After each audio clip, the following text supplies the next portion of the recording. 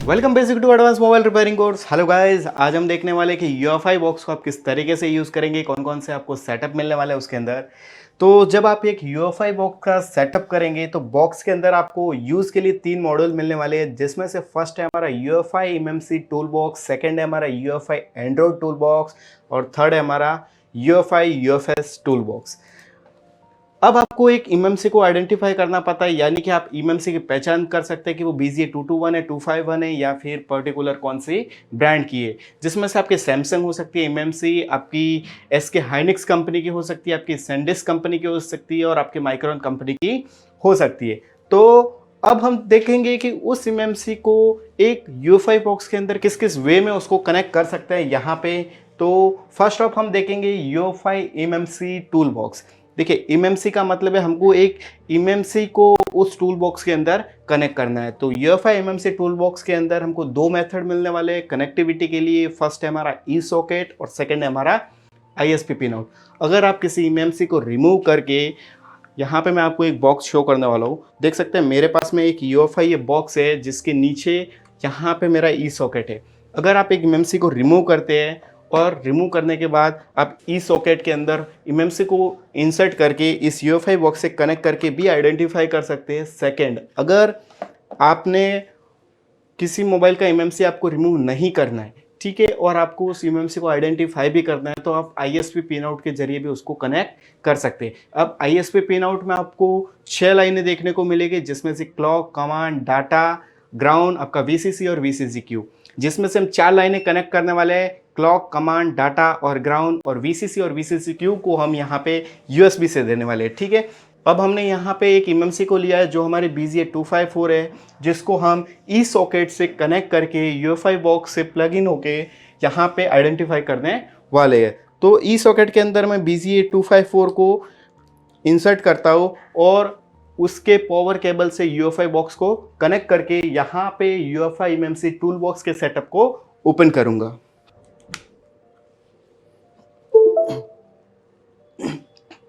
तो यहाँ पे हमने यूएफआई बॉक्स में हमारा जो एमएमसी का ई सॉकेट है उसको कनेक्ट कर दिया है और इस ई सॉकेट के अंदर हमारा बीजीए 254 एक एमएमसी है, जिसको हम इस मॉड्यूल को ओपन करके आइडेंटिफाई करके चेक करेंगे कि उसके अंदर क्या क्या हमको ऑप्शंस मिलने वाले हैं, किन किन चीज़ों को हमको चेक करना है। आपकी मैन्युफैक्चर आईडी क्या रहती है, आपके प्रोडक्ट नेम क्या रहते हैं, आपके सीआईडी सीएचडी के एड्रेस क्या रहते हैं, आपके एमएमसी का हेल्थ रिपोर्ट आप कैसे चेक करेंगे, वो सारा इन्फॉर्मेशन हम इसके अंदर चेक कर सकते हैं। तो यहाँ पे जो है हमारा यूएफआई का एमएमसी टूल बॉक्स का मॉड्यूल ओपन हो चुका है। अब जैसे ये रन होता है, देखिए यहाँ पे हम इसको परमिशन अप्लाई कर देते हैं। ये हमको पूछ रहा है कि जो भी आप बैकअप की फाइलें लेने वाले हैं वो आपके कौन से पार्टीशन में सेव होने वाली है। तो आप यहाँ से मैन्युअली भी सेलेक्ट कर सकते हैं, ये ऑटो सेलेक्टेड है। तो हम इसको इसी पोजीशन पे रख के इस पेज को क्लोज करते हैं और हमारे मेन मॉड्यूल को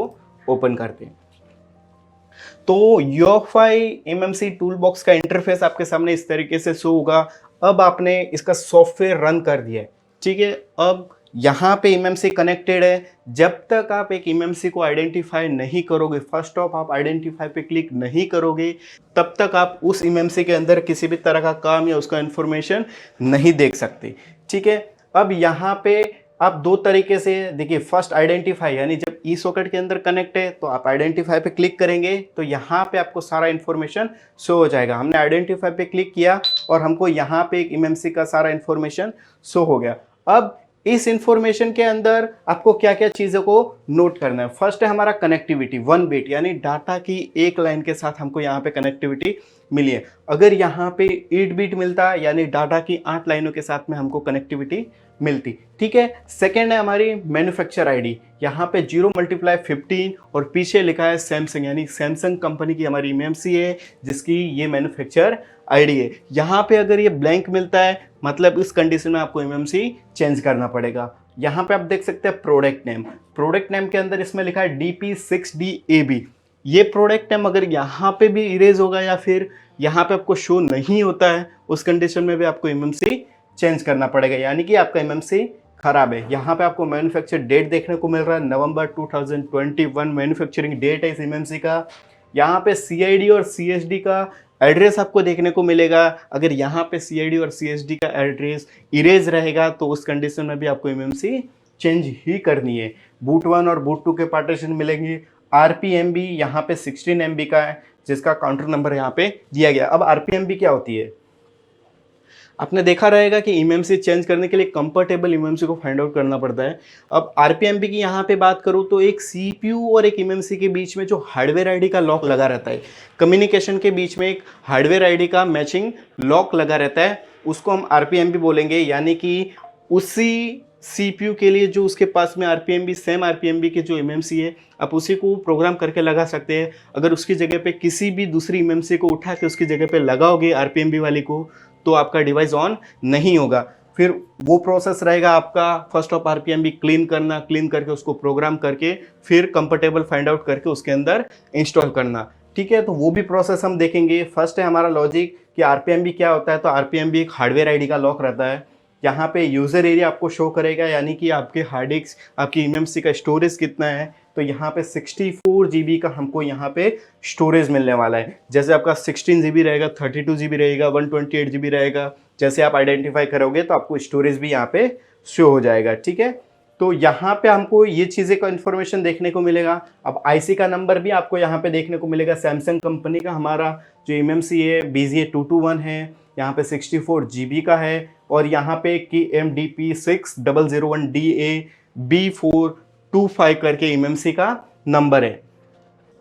ऊपर के साइड में आपको वोल्टेजेस मिलेंगे। यहाँ पे VCC, अगर मैं यहाँ पे VCC की बात करूँ तो 2.8 से 3.2 के बीच में आप वोल्टेज सेलेक्ट कर सकते हो। लेकिन हम यहाँ पे VCC, VCCQ, क्लॉक की स्पीड और यहाँ पे जो कनेक्टिविटी का मॉड्यूल है उसको ऑटो पे ही रखने वाला है, क्योंकि हम डायरेक्ट ई सॉकेट की हेल्प से यहाँ पे कनेक्टिविटी दे रहे हैं। अगर आप ISP से करते, अगर आपने किसी मोबाइल को या किसी MMC को कनेक्ट करने के लिए ISP पिन आउट से जंपर किया है और आप डायरेक्ट MMC ISP पे क्लिक करके, यानी एक आपका इस तरह का एडेप्टर आपको देखने को मिलेगा जिसमें data, command, clock, ground, VCC और VCCQ, जिसमें से ये 2 लाइनें ये हम USB से देंगे और ये जो हमारी चारों लाइनें हैं ये हम एक जंपर की हेल्प से देंगे। तो जब आप एक MMC को कनेक्ट करने के लिए ISP पिन आउट के जंपर करेंगे तो यहाँ पे आप क्लॉक का जो स्पीड है वो 24 मेगाहर्ट्ज पे सेलेक्ट करेंगे, क्योंकि आपका जो काम है एक ISP के अंदर जो स्पीड मिलने वाला है वो आपको थोड़ा स्लो स्पीड में मिलेगा। जो आपका काम होगा वो एकदम विदाउट किसी एनी एरर के बेसिस पे अगर आपको करना तो आपको क्लॉक की स्पीड को मैन्युअली सेलेक्ट यहाँ पे करना पड़ेगा। ठीक है, वापस से हम आइडेंटिफाई करते हैं, क्योंकि हमने ई सॉकेट के अंदर कनेक्ट है तो हम डायरेक्ट MMC को यहाँ पे अनटिक करके आइडेंटिफाई करते हैं। अब यहाँ पे आपको देखने को मिलेगा EXT, CSD, user area, boot 1, boot 2, ये 4 फाइलें आपके डम फाइल की फाइलें हैं। यहाँ से देख सकते हैं आप मैन्युअली सेलेक्ट कर सकते हैं आपको कितने साइज का डंप रीड करना है। 32 MB, 128 है, 256 है, 1 GB तक का आप यहाँ पे डंप रीड कर सकते हैं। नीचे आपको GP पार्टीशन की फाइलें हैं और MMC पार्टीशन के अंदर आप अगर किसी MMC का 90% हेल्थ कंज्यूम है या उसका हेल्थ रिपेयर करना है तो यहाँ से आप GP पार्टीशन उसका क्रिएट कर सकते हैं, जिसकी वजह से उसका वन टाइम जो हेल्थ रिपेयर है वो भी हो जाएगा। यहाँ पे आप एक MMC की फर्मवेयर को रीड कर सकते हैं, आप उसकी हेल्थ रिपोर्ट चेक कर सकते हैं, आप यहाँ पे एक MMC को फैक्ट्री इरेज कर सकते हैं। अगर आपके पास में किसी का CID एड्रेस रीड किया हुआ है तो आप यहाँ पे उसको रीस्टोर कर सकते हैं। अलग से अगर आप CID एड्रेस को राइट करना चाहते हैं तो आप यहाँ से राइट CID भी कर सकते हैं। MMC अपडेट फर्मवेयर अगर आप करते हैं तो वो भी आप यहाँ पे कर सकते हैं। अगर आपके अंदर देखिए वो ऑप्शंस किस लिए यूज़ होता है, ज़्यादातर हम यहाँ पे RPMB लॉक जब अनलॉक करेंगे तो उसके लिए यूज़ करेंगे। जब हम यहाँ पे उसका MLC और SLC पार्टीशन उसको रिपेयर करेंगे तब उसको यूज़ करने वाले हैं। यहाँ पे आप देख सकते हैं नन टेस्ट, यानी आपकी MMC का यहाँ पे भी टेस्टिंग होने वाला है। एक आप MMC की पूरी ही डंप फाइल को या फिर किसी पर्टिकुलर, अगर मैं यहाँ पे बात करूँ यूज़र एरिया के अंदर, तो यूज़र एरिया के अंदर अभी हमारी MMC पूरी तरीके से ब्लैंक है। जब इसके अंदर कुछ ना कुछ फाइल रहेगी तो यहाँ पे हमको बहुत सारी इंटरफेस के अंदर फाइल शो होने वाली है, तो उनमें से किसी भी पर्टिकुलर एक फाइल को सेलेक्ट करके हम यहाँ पे रीड भी कर सकते हैं। यहाँ पे है राइट, अगर आप किसी डंप फाइल को यहाँ पे राइट करना चाहते हैं तो या फिर आप किसी RPMB फाइल को यहाँ पे राइट करना चाहते हैं, boot1 या फिर EXD CXD की फाइल को राइट करना चाहते हैं तो भी यहाँ से कर सकते हैं। यहाँ पे आपको एक इरेज का ऑप्शन और मिलेगा जिसमें boot1, boot2 और यूज़र एरिया का पार्टीशन यहाँ पे रिमूव होगा, लेकिन आपका EXD CSD का पार्टीशन यहाँ पे रिमूव नहीं होगा। लेकिन MMC फैक्ट्री रीसेट के अंदर आपके सारे ही पार्टीशन यहाँ पे रिमूव हो जाएंगे। अगर मैं यहाँ पे स्पेशल टास्क की बात करूँ तो यहाँ पे भी कुछ ऑप्शंस आपको देखने को मिलेंगे, जैसे कि आप यहाँ पे अपडेट MMC कर सकते हैं, जो कि MMC 5 पॉइंट करके जो भी वर्जन रहते हैं उनकी फर्मवेयर को यहाँ पे अपडेट कर सकते हैं। अगर आप एक MMC को RPMB क्लीन भी करना चाहते हैं, फैक्ट्री रीसेट, दोनों ही चीज़ें एक ही ऑप्शन में करना चाहते हैं तो भी आप यहाँ से कर सकते हैं। ठीक है, तो फ्रंट ऑफ पेज में आप ये कर सकते हैं। सेकंड देखते हैं यहाँ पे यूज़र पार्ट की अगर मैं बात करूँ तो यूज़र पार्ट के अंदर जब आपकी MMC के अंदर कोई डाटा रहेगा तो सारा यहाँ पे शो हो जाएगा। ठीक है, तो यहाँ से आप इरेज कर सकते हैं, रीड कर सकते हैं, राइट कर सकते हैं। किस तरीके से डाटा शो होगा, हम एक वर्किंग MMC को भी यहाँ पे, यानी कि जिसके अंदर सॉफ्टवेयर का फाइल इंस्टॉल है, वो जब यहाँ पे आइडेंटिफाई करेंगे तब आपको शो करेंगे कि किस तरीके से यहाँ पे फाइलें शो होती है। आपको पता है जैसे कि हमने सॉफ्टवेयर के अंदर देखा था कि एक क्वालकॉम CPU के बेसिस की जो फ्लैश फाइल रहती है, यानी उसका जो फाइल फॉर्मेट रहता है रो प्रोग्राम और पेज फाइल, तो रो प्रोग्राम और पेज फाइल के अलावा आपको बहुत सारी फाइलें यहाँ पे देखने को मिलती है, तो वो सारी फाइलों का फॉर्मेट आपको यहाँ पे देखने को मिलेगा। ठीक है, अब यहाँ पे है नेक्स्ट हमारा फैक्ट्री इमेज। अब फैक्ट्री इमेज यानी कंपनी ने जिस फाइल को मैन्युफैक्चर किया है, जिस फाइल को बनाया है, वो आपकी फैक्ट्री फर्मवेयर हो गई। तो फैक्ट्री फर्मवेयर यहाँ पे आप फ्लैश कर सकते हैं। देखिए यहाँ पे आपको वेंडर प्लेटफॉर्म ब्रांड पे लिखा है, तो यहाँ से आप मैन्युअली सेलेक्ट कर सकते हैं। जहाँ पे आपको फर्स्ट दिया है मीडियाटेक, अगर आपका CPU मीडियाटेक बेसिस पे है या आपका CPU SPD बेसिस पे है, क्वालकॉम बेसिस पे है, या आपका सैमसंग का मोबाइल है या LGE, सोनी का मोबाइल है, लावा, वीवो, शाओमी, जो भी ब्रांड है, यहाँ पे एग्जांपल के तौर पे हम लेते हैं क्वालकॉम। देखिए क्वालकॉम CPU बेसिस पे आपको पता है कि उसका फाइल फॉर्मेट क्या होता है, रो प्रोग्राम और पेज फाइल।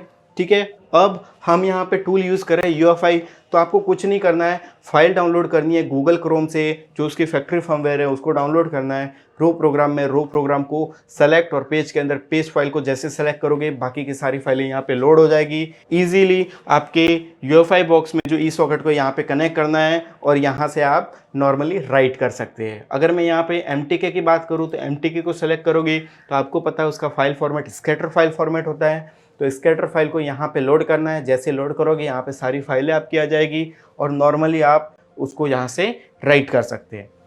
यहाँ पे आपको सपोर्ट एक्सेस मिलेगा। अगर UFI के रिलेटेड किसी भी तरह के सपोर्ट की ज़रूरत है तो आप यहाँ से सपोर्ट ले सकते हैं।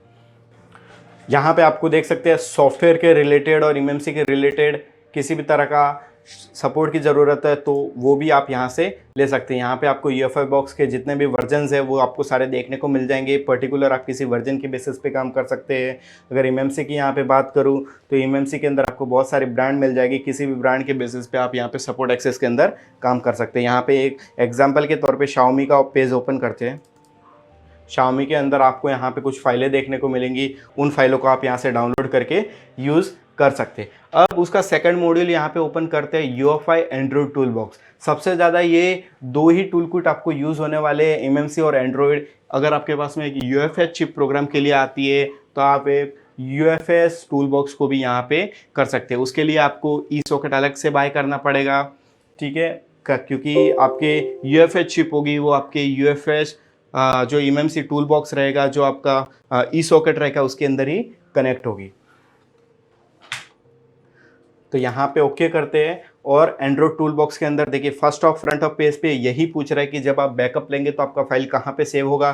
तो ये आपको इन्फॉर्मेशन दे दिया, तो हमको इसको डिफ़ॉल्ट रखना है, मैन्युअली रखना है, जो कंपनी ने एज इट इज़ दिया है। तो हम इसको कैंसिल करते हैं और हमारे टूल को ओपन करते हैं। अब एंड्रॉइड टूल बॉक्स के अंदर आपको क्या क्या सर्विसेज मिलेगी, क्या क्या फैसिलिटीज़ मिलेगी। फर्स्ट ऑफ मैं बात करूँ तो आप इसको सिर्फ USB कनेक्टिविटी से ही यूज़ कर सकते हैं, यानी कि आपको MMC रिमूव करने की ज़रूरत नहीं है, आपको एक ISP पिन आउट जंपर करने की ज़रूरत नहीं है। आप डायरेक्टली USB कनेक्ट कीजिए और इस टूल बॉक्स के अंदर कनेक्ट कीजिए।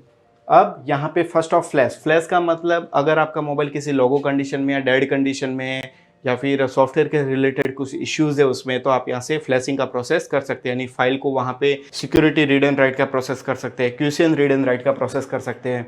सबसे ऊपर है डिवाइस। अब डिवाइस में यहाँ पे आपको क्या शो होगा, जब आप एक मोबाइल को कनेक्ट करेंगे, चाहे volume up and down press करके करें या चाहे ईडीएल पॉइंट स्टॉप करके करें, चाहे वो मीडियाटेक हो, क्वालकॉम हो या एसपीडी हो, ठीक है। तो यहाँ पे जब आप कनेक्टिविटी देंगे एक मोबाइल को, तो यहाँ पे आपको एक पोर्ट शो होगा। तो जैसे आप यहाँ पे आइडेंटिफाई करेंगे, आपको यहाँ पे एक पोर्ट मिल जाएगा, ठीक है। अब यहाँ पे आप फास्ट फूड मोड के अंदर ऑप्शंस यूज़ कर सकते हैं। अगर आपके पास इंटेल सीपीयू है उस बेसिस पे काम कर सकते हैं, क्वालकॉम सीपीयू उस बेसिस पे काम कर सकते हैं, मीडियाटेक है या एसपीडी है उन बेसिस पे आप यहाँ पे काम कर सकते हैं। अगर मैं बात करूँ पर्टिकुलर, अगर यहाँ पे आप क्वालकॉम सेलेक्ट करेंगे तो प्लेटफॉर्म के अंदर डायरेक्टली क्वालकॉम सेलेक्ट हो जाएगा, क्योंकि जो रनिंग मॉडल के सीपीयूज़ है वो आपको डायरेक्टली इसने ऊपर दे दिए। देख सकते हैं यहाँ पे ऑटोमेटिकली क्वालकॉम सेलेक्ट हो चुका है।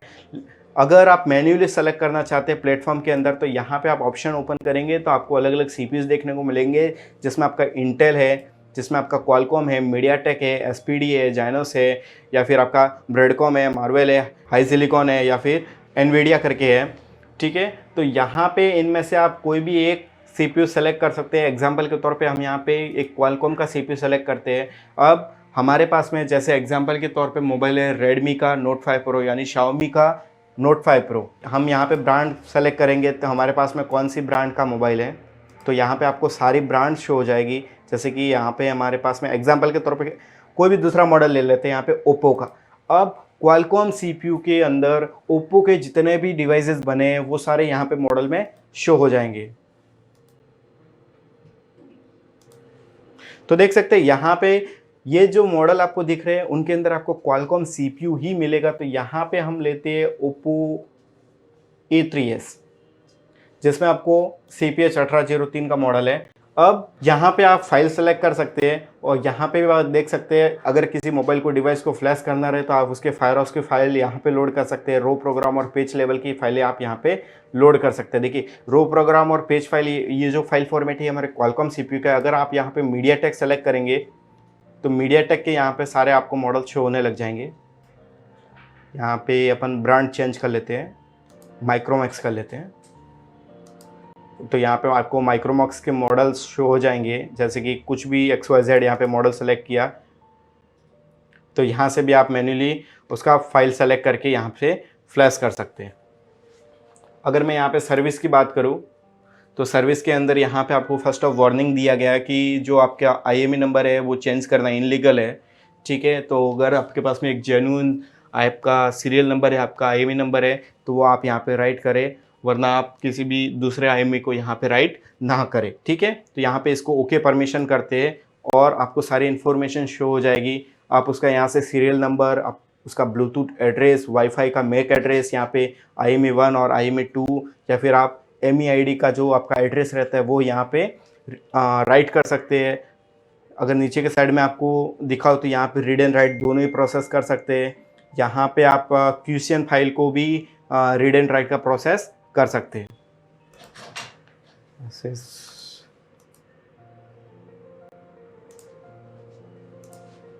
जैसे मॉडल चेंज किया, जैसे ब्रांड चेंज किया, जैसे प्लेटफॉर्म के अंदर CPU चेंज किया, तो यहाँ पे हमारा इंटरफेस चेंज हो गया। यानी कि हमको यहाँ पे QCN फाइल को लोड करके उसके अंदर राइट और उस QCN फाइल को रीड करने का प्रोसेस का ऑप्शंस शो हो गया। तो यहाँ से एक सिक्योरिटी को रिपेयर करने के लेवल के बेसिस पे आप यहाँ पे सारा काम कर सकते हैं, ठीक है।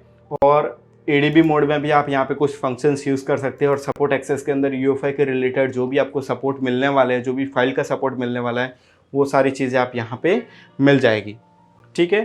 तो इस तरीके से आप सारे फंक्शंस जो रहते हैं UEFI बॉक्स के अंदर, जो काम की चीज़ें हैं वो हमने आपके साथ में डिस्कस की है। तो उनके मॉड्यूल को आप ओपन करके उन सारी चीज़ों का आप यहाँ पे यूज़ कर सकते हैं। एक UEFI MMC टूल बॉक्स को यूज़ कर सकते हैं, एक एंड्रॉयड टूल बॉक्स को यूज़ करते हैं, या फिर आपके पास में UFS टूल बॉक्स का E-सॉकेट है या UFS का आपके पास हार्ड डिस्क है रिपेयरिंग को लेके, तो वही प्रोसेस उसी तरीके से वही ऑप्शंस आपको मिलने वाले हैं। उनको आप आइडेंटिफाई कर सकते हैं, रीड एंड राइट का प्रोसेस कर सकते हैं, उनका डंप रीड कर सकते हैं, उनमें फ्लैश फाइल लोड कर सकते हैं, उनका सिक्योरिटी या पर्टिकुलर एक फाइल के बेसिस पे आप उनका फाइल रीड कर सकते हैं, ठीक है। तो UEFI बॉक्स का आपको यूज़ इस तरीके से करना है। अब हम प्रैक्टिकली देखेंगे कि एक MMC को किस तरीके से प्रोग्राम करते हैं और किस तरीके से आइडेंटिफाई करते हैं, उन सारे ऑप्शंस को किस तरीके से यूज़ करते हैं।